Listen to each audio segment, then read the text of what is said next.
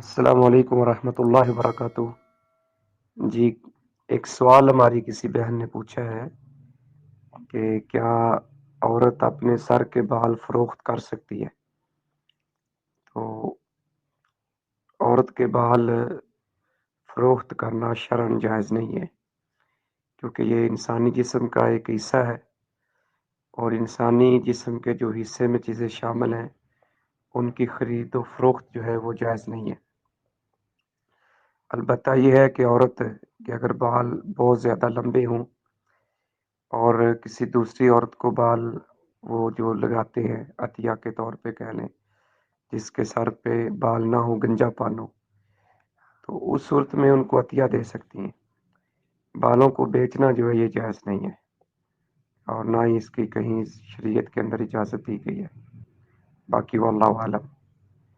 السلام علیکم ورحمۃ اللہ وبرکاتہ۔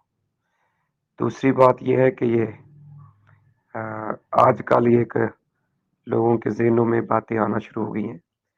پہلی جو خواتین تھی وہ بالوں میں کنگھی کرتی تھی، اور جو بال اترتے تھے وہ ان کو چھپا دیتی تھی، کہیں نہ کہیں کچی دیواریں ہوتی تھی ان کے سوراخ میں ڈال دیتی، یا ان کو کہیں باندھ کے مٹی کے اندر دفن کر دیتی تھی۔